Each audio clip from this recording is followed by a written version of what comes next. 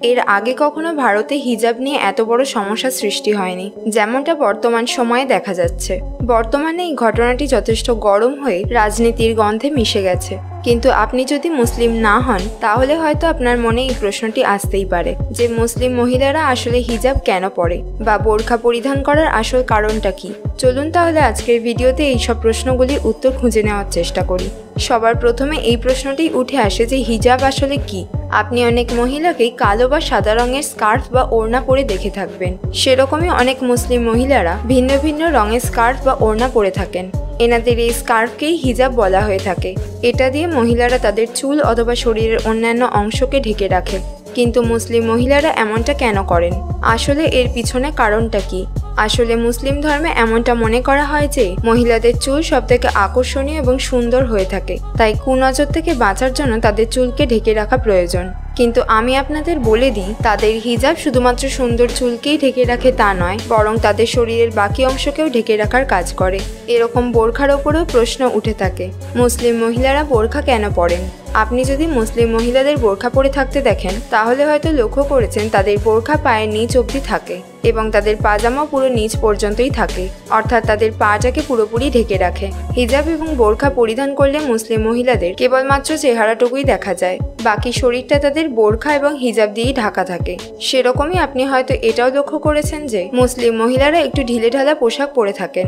আবার এমনও অনেক মুসলিম মহিলারা আছেন যারা টাইট স্যুট জিন্স পরতেই পছন্দ করেন। তবে অধিকাংশ মুসলিম মহিলাকেই আপনি ঢিলেঢালা পোশাকই পরে থাকতে দেখবেন। মুসলিম মহিলারা এরকম পোশাক এই কারণেই পরে থাকেন যাতে তাদের বডি শেপ বোঝা না যায়। তাহলে নিশ্চয়ই আপনি এখন বুঝতেই পেরেছেন যে মুসলিম মহিলারা এরকম পোশাক কেন পরেন। কিন্তু এখন প্রশ্ন এটাই উঠে আসে যে আসলে এদের এমনটা কে পরতে বলেন? এদের ওপরে কি কোনো প্রেশার দেওয়া হয়, নাকি তারা নিজের ইচ্ছায় এমন ড্রেস আপ পরে থাকেন? বন্ধুরা, আপনারা যদি এই ব্যাপারে জানতে চান তাহলে আপনাদের সকল প্রশ্নের উত্তর মুসলিমদের ধর্মগ্রন্থ কোরআনেই দেখতে পাবেন।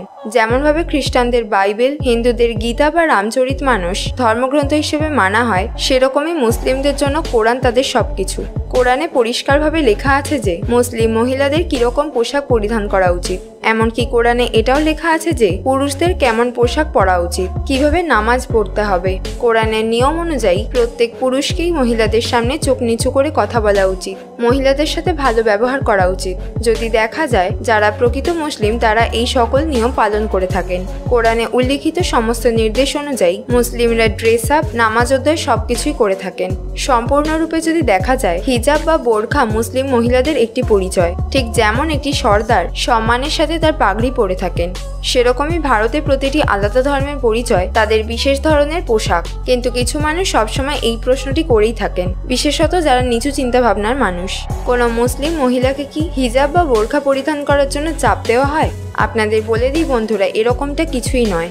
সোশ্যাল মিডিয়ায় এরকম কোনো খবর শুনেই থাকবেন যে মুসলিম মহিলাদের উপর অত্যাচারের জন্য বোরখা বা হিজাব পরিধানের উপর চাপ দেওয়া হয়, কিন্তু এরকম কিছুই হয় না। আসলে প্রত্যেক মুসলিম মহিলার এটা নিজস্ব ইচ্ছা বা পছন্দের ওপরই নির্ভরশীল।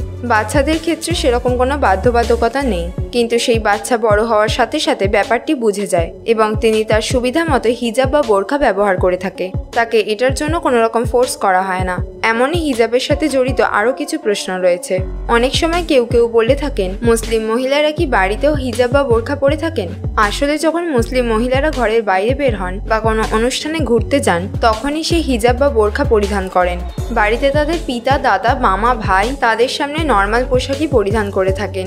বোরখা বা হিজাবকে নিয়ে একটি ভুল ধারণাও রয়েছে। নন মুসলিমরা এমনও একটি ধারণা নিয়ে কনফিউশনে থাকেন। আপনারা হয়তো বেশিরভাগ সময়ই মুসলিম মহিলাদের কালো রঙের পোশাক বা বোরখা পরিধান করতে দেখেন। এই জন্য অনেক মানুষ এটাও জিজ্ঞাসা করেন কালো রঙের বোরখা বা হিজাব পরাটা কি খুবই জরুরি? আসলে বন্ধুরা, এমনটা কিছু নয়। মুসলিম মহিলারা যে কোনো রঙের বোরখা বা হিজাব পরিধান করতে পারেন, কিন্তু কোরআনের নির্দেশ অনুযায়ী শরীরের সকল অংশ ঢাকা থাকাটা জরুরি। বোরখা পুরো পায়ের নিচ অবধি হতে হবে এবং তাদের পোশাকটি যেন ঢিলেঢালা হয়ে থাকে। যদি তাদের পোশাকটি এই সমস্ত নিয়মের মধ্যে থাকে তাহলে যে কোনো ধরনের হিজাব বা বোরখা পরিধান করতে পারবে। যদি হিজাব এবং বোরখার সমস্ত ধাঁধা বের করা হয়, এর আসল মানে হলো তাদের পরিচয়। বোরখা পরিধান করে সকল মুসলিম মহিলারা নিজেকে সুরক্ষিত বোধ করে। এই জন্যই বোরখা বা হিজাব পরিধান করা মুসলিম মহিলাদেরকে মানুষ সম্মান করে থাকেন। হিজাব পরিধান করে থাকা মহিলাদের ড্রেস আপ এটাই বলে যে সামনে থাকা পুরুষ সম্মানের সাথে তার দিকে আসে। এই সমস্ত কথা থেকে আপনি তো এটা বুঝতে পেরেছেন যে হিজাব এবং বোরখা একটি মুসলিম মেয়ের পরিচয়। প্রতিটি মুসলিমই কোরআনের নিয়ম ফলো করে, কিন্তু যদি বর্তমান দিনে দেখা যায় কর্ণাটকের ঘটনা একটি অন্যদিকে মোড় নিয়েছে। সবথেকে বড় কথা এটাই যে এর আগেও অনেক মুসলিম মহিলারা বোরখা পরে স্কুল কলেজে গিয়েছিল, তখন এর বিরোধিতা করা হয়নি। কিন্তু এরকম কি কারণ আছে যে হঠাৎ বোরখা এবং হিজাব নিয়ে এত বড় একটি ঘটনা ঘটে চলেছে? ভারতে প্রতিটি ধর্মের একটি আলাদা পরিচয় আছে এবং সেটি থাকবেও। এখানে প্রত্যেকেই নিজের সংস্কৃতির সাথে মিলেমিশে থাকে এবং এখানে লোকতন্ত্র এটাই বলে যে এখানে প্রত্যেকটি নাগরিকেরই নিজের ইচ্ছামতো বেঁচে থাকার অধিকার আছে এবং নিজের ইচ্ছামতো পোশাক পরার স্বাধীনতা আছে। পরেও যদি এরকম কোনো প্রশ্ন বা বিরোধিতা দেখা যায় তখন তার পিছনে থাকা ঘটনাটি জানা কঠিন হয়ে যায়। কিন্তু এবার এই ঘটনাটির রহস্য খুবই পরিষ্কার, কারণ এই রহস্যটি হলো রাজনীতির খেলা। এই ভাইরাল হওয়া ঘটনাটিতে মুসলিম মহিলাদের হিজাব পরায় বিরোধিতা করা, এতে কারোরই কিছু ভালো হবে না, এতে কারোর খাওয়া হবে না বা ফ্রিতে চিকিৎসাও হবে না, কারোর জীবন এগিয়ে যাবে না বা কোনো বৃদ্ধ ব্যক্তি পেনশনও পাবে না। অর্থাৎ আমি কি বলতে চাইছি তা আপনারা বুঝতেই পারছেন। এটা করার ফলে কারোরই কিছু ভালো হবে না, কেবলমাত্র মুসলিমদের ওপরে একটি নিষেধাজ্ঞা জারি হয়ে যাবে। আপনি কি আপনার জনতার ওপরে নিষেধাজ্ঞা জারি করতে চান, নাকি তাদেরকে উন্নত হওয়ার সুযোগ দিতে চান?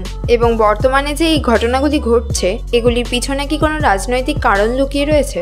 বর্তমানে আমাদের দেশে যখনই কোনো বিতর্কিত ঘটনা সৃষ্টি হয় সেগুলির পিছনে বেশিরভাগ সময় দেখা যায় রাজনীতির খেলা। রাজনীতির খেলা খুবই নোংরাভাবে হয়ে আসছে। বন্ধুরা, আপনাদের কি মনে হয় তা আমাদের কমেন্ট করে জানাতে ভুলবেন না। ভিডিওটি ভালো লেগে থাকলে লাইক এবং শেয়ার করুন, আর এরকমই আরও অজানা তথ্য জানার জন্য আমাদের চ্যানেলটিকে সাবস্ক্রাইব করুন।